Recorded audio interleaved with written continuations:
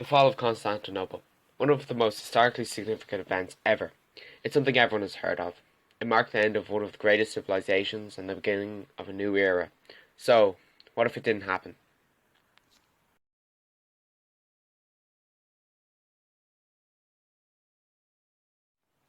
The Ottomans would have captured the city regardless. The Byzantine Empire had been weakened by civil wars, and the Black Death had a devastating effect on its population. There's nothing that could have stopped the end of the Byzantines.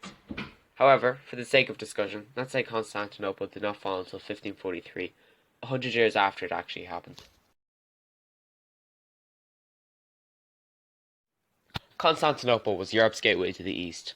All of Europe's luxury eastern goods came through the city, and when the Turks captured the city, they put an abrupt end to that trade.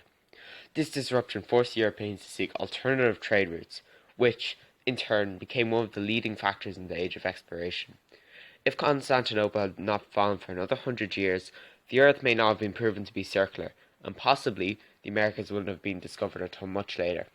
Put simply, Europe would be 100 years behind in terms of technological advancement.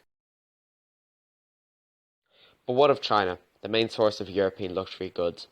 I don't think China would change much at all. The Silk Road led to China creating a lot of industry, which in turn made the Ming Dynasty a prosperous time.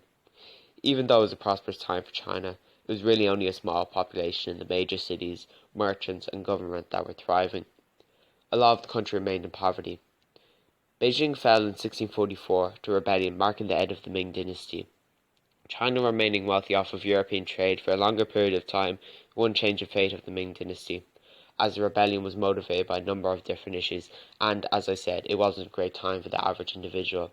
I have no reason to assume the rebellion won't take place, despite Constantinople falling 100 years later. In this alternate timeline, China would most likely not change at all. The majority of the change would happen in Europe. There would be no Columbus, Da Gama, or Magellan, though there would be their historic equivalents at a later stage. I think Portugal would remain a leading power in terms of ship technology and exploration due to their geographical location, their reliance on luxury goods, and their wish to expand their borders. Venice traded a lot with the Byzantine Empire and, as I'm sure a lot of you know, became very wealthy, which in turn contributed to the development of the Renaissance in northern Italy, as wealthy merchants had plenty of money to sponsor artists. I think Venice would have changed significantly. At the time, the Venetian Empire was very strong and had a powerful grip in the Mediterranean. It's likely they would set their territorial sights on the weak Byzantine state. We would for certain have more great artists and inventions, and the Renaissance would be lengthened.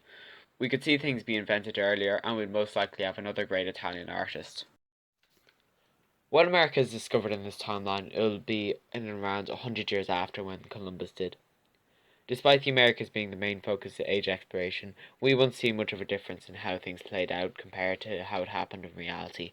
The nations that were powerful in the 1500s were powerful in the 1600s, and the nations that were weak continued to be weak.